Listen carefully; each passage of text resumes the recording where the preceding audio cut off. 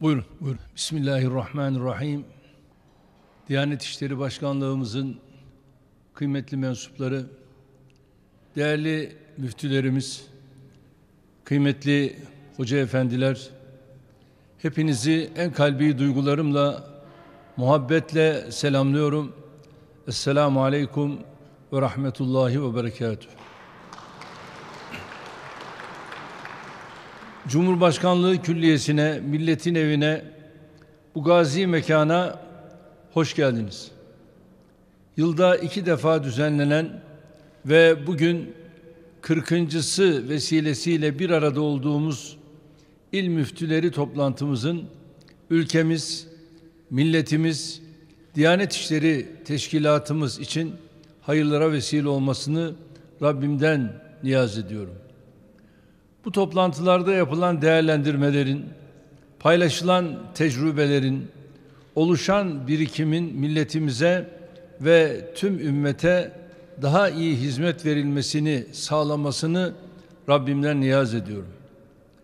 Diyanet İşleri Başkanlığı'nda yürütülen her görevi ama özellikle de müftülük vazifesini herhangi bir devlet memurluğu gibi görmüyoruz.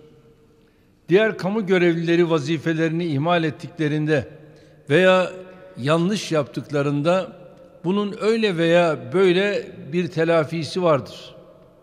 Ama Diyanet mensupları, imamlarımız, müftülerimiz vazifelerini hakkıyla yerine getirmediklerinde Allah göstermesin koskoca bir milletin bu dünyası da öteki dünyası da berbat olabilir.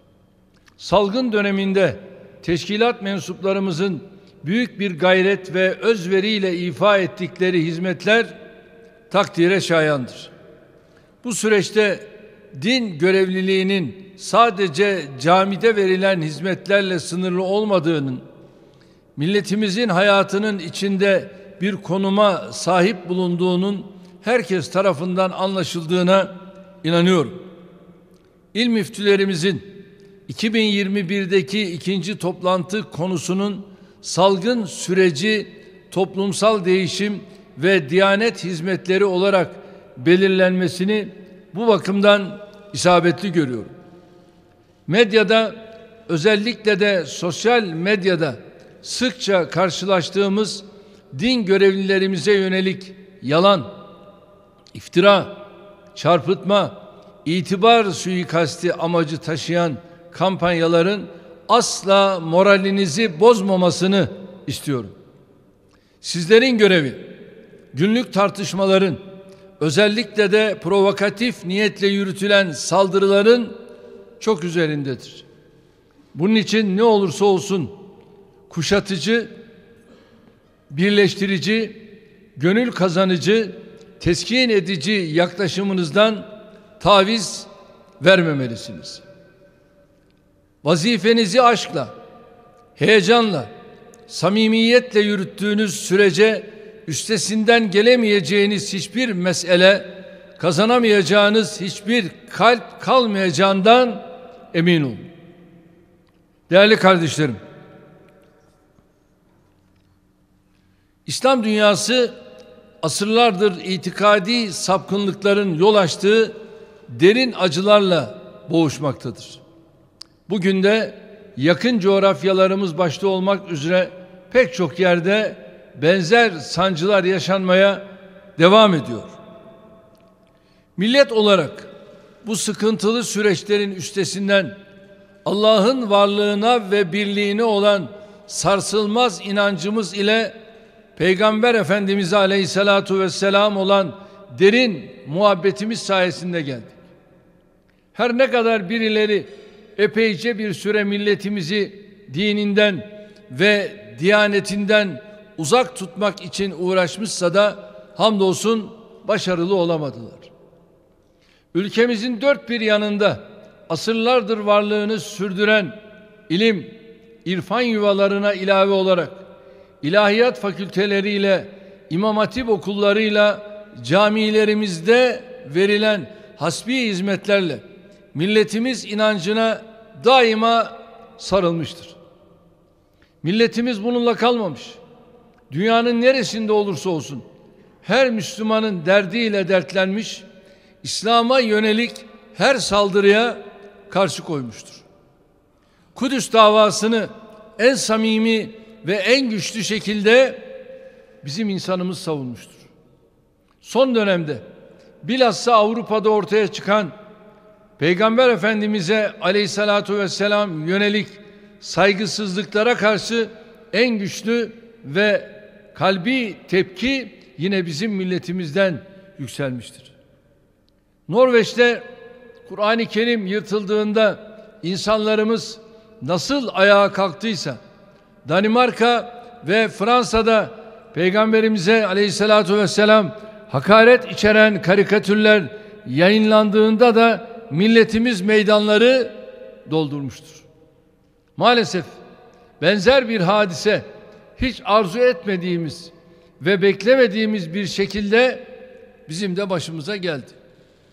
Suriye'de kontrolümüz altında bulunan bölgelerdeki okullarda dağıtılmak üzere hazırlanan bazı kitaplarda Peygamber Efendimizin aleyhissalatu vesselam tasviri olarak yorumlanabilecek kimi resimlerin yer aldığı tespit edildi. Bunun üzerine kitapların dağıtımı derhal durduruldu ve toplanan kitaplar imha edilmek üzere muhafaza altına alındı. Benzer tasvirlerin yer aldığı ve henüz basılmamış başka kitaplar olduğu da belirlendi.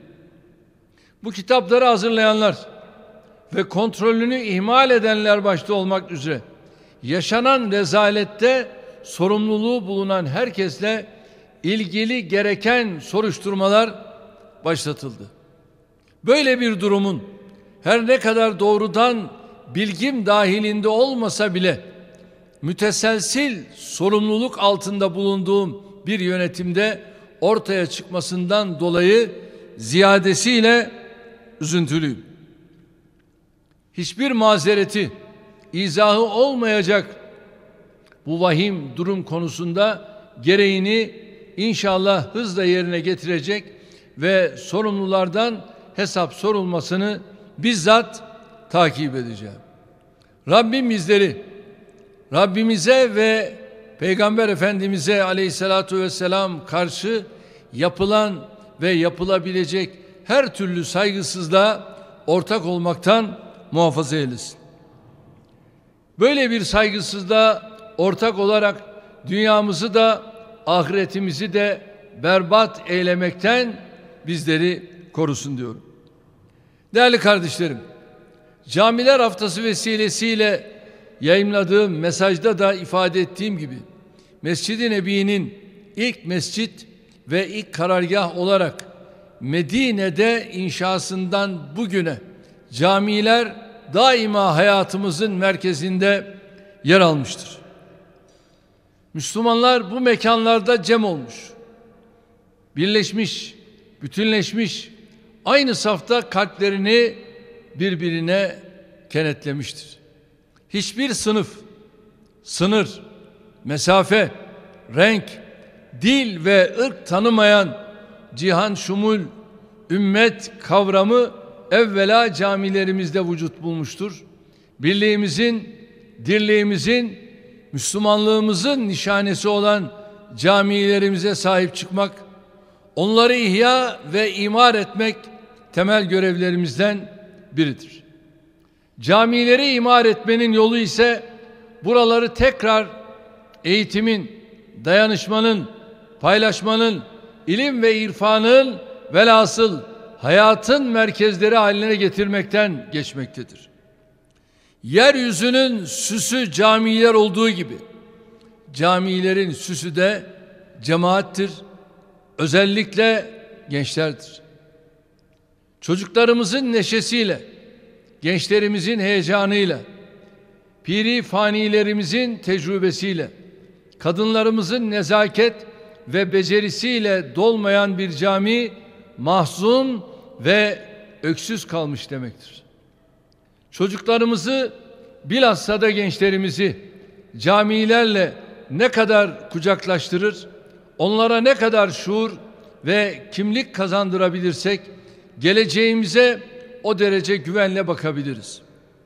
Aynı durum Avrupa başta olmak üzere vatandaşlarımızın yoğun olarak yaşadığı yurt dışındaki yerler içinde geçerlidir.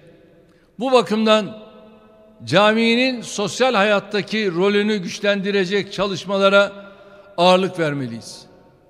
Din görevlilerimizin işi sadece namaz kıldırmak, cenaze kaldırmak, mevlid okutmak değildir. Asıl sorumluluğumuz insanların kalbini ve zihnini Allah sevgisiyle, peygamber sevgisiyle, imanımızın esaslarıyla aydınlatmaktır. Zenginleştirmektir. Peygamberlerin varisleri olarak gördüğümüz din görevlilerimizin gayretleriyle inşallah bunu başaracağımıza inanıyorum. Kimi cahil, kimi gafil, kimi hain birilerinin insanlarımızın zihnini bulandırmasına, gönlünü çelmesine, tertemiz duygularını istismar etmesine de ancak bu şekilde engel olabiliriz.